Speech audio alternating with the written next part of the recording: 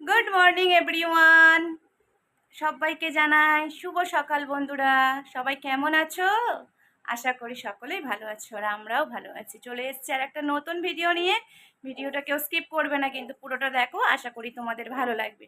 আর আমার ভিডিওগুলো যদি ভালো লেগে থাকে তাহলে অবশ্যই লাইক করো, কমেন্ট করো, সাবস্ক্রাইব করো, বেশি বেশি করে শেয়ার করে দাও বন্ধুরা, ঠিক আছে? চলো আজকে সারাদিনটা কিভাবে কাটাই সেটাই তোমাদের সাথে শেয়ার করবো। ওই দেখো ছেলে ওখানে শুয়ে শুয়ে টিভি দেখছে, এখনো বেডটাকে ক্লিন করা হয়নি। চলো বেডটাকে ক্লিন করে নিই, তারপর তোমাদের সাথে শেয়ার করবো।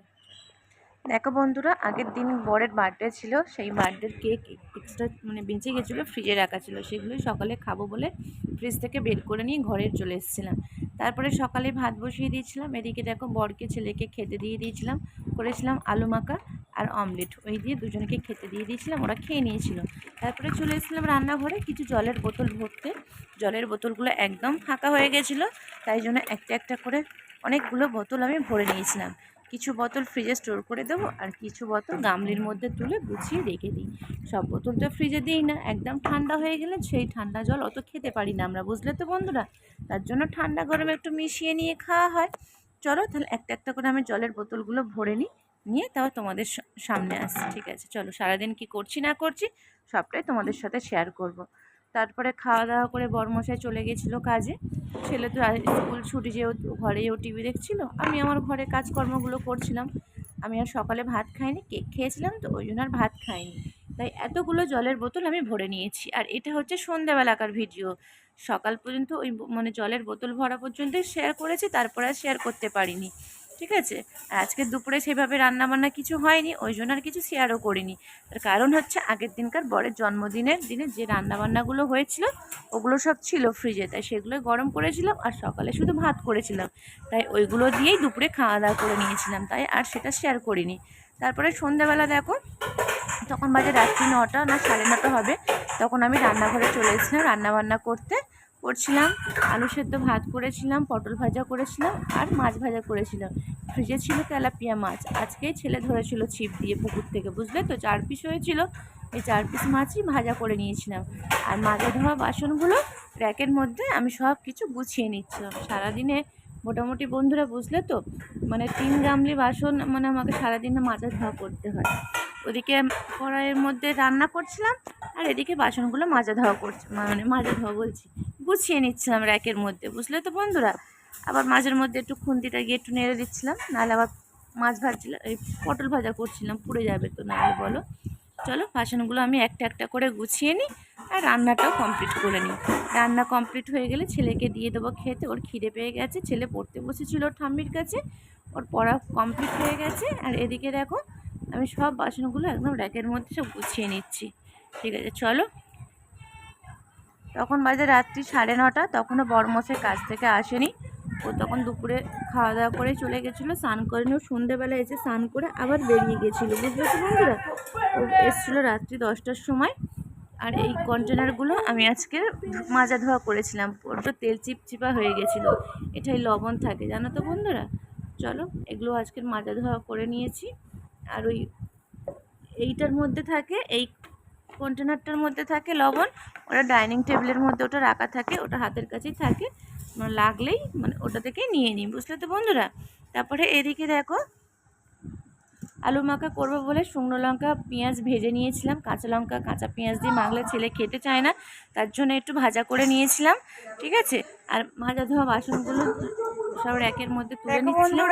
এখানে আমি পটল ভাজা করব বলে পটলগুলো আমি কেটে নিয়েছি। এখানে 4 পিস পটল নিয়েছি, লবণ হলুদ গুঁড়ো লঙ্কা গুঁড়ো দিয়ে মাখিয়ে নিয়েছি। এদিকে কড়াইয়ের মধ্যে তেল দিয়ে দিয়েছি, তেলটা গরম হয়ে গেছে, দেখো। আর একটু পরিমাণে তেল একটু দেব, দিয়ে পটলগুলো ভেজে নেবো এক এক করে।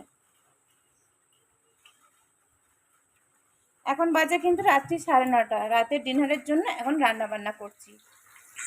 দেখো বন্ধুরা, এখানে পটলগুলো আমি তেলের মধ্যে ছেড়ে দিয়েছি, ওগুলো ভাজা ভাজা হয়ে গেলে ওগুলো নামিয়ে নেবো, নামিয়ে নিয়ে তারপরে মাছগুলো ভেজে নেবো। মাছগুলো নুন হলুদ মাখিয়ে নিয়ে তারপরে দেখো কড়াইয়ের মধ্যে মাছগুলো আমি দিয়েও দিয়েছি, 2 পিস মাছ এদিকে দিয়ে দিয়েছি। এদিকে পটল ভাজাটাকে নামিয়ে নিয়েছি, আর এদিকে 2 পিস রয়েছে লবণ হলুদ গুঁড়ো লঙ্কা গুঁড়ো মাখিয়ে নিয়েছিলাম।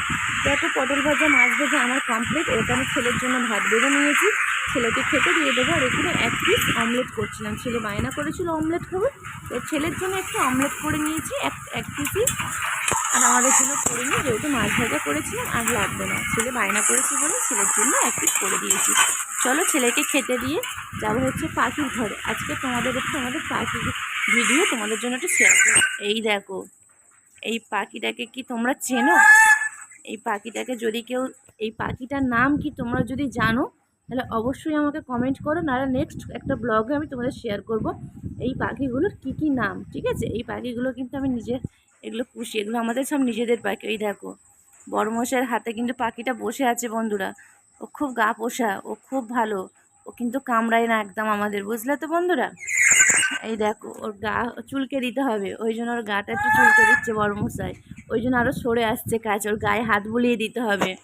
দেখো আমি রোজ যে স্যারলাক্সটা গুলি না বন্ধুরা, তোমাদের তো ভিডিওতে আমি দেখিয়েছি, এই পাখিটা হচ্ছে স্যারলাক্স খায়। এই পাখির একটা নাম আছে, এটা কি পাখি যদি কেউ জেনে থাকো আমাকে কমেন্ট করো, নাহলে নেক্সট ব্লগে তোমাদের সাথে আমি শেয়ার করব।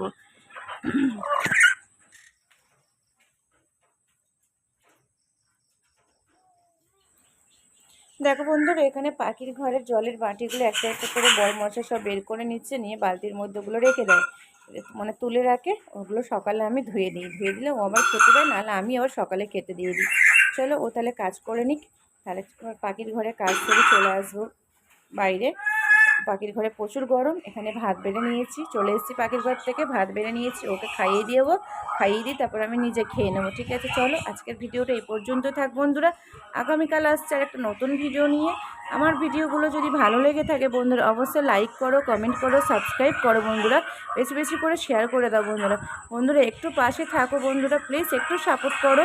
ঠিক আছে চলো, সুস্থ থেকো, ভালো থেকো, টাটা বাই বাই, শুভরাত্রি বন্ধুরা। চলো।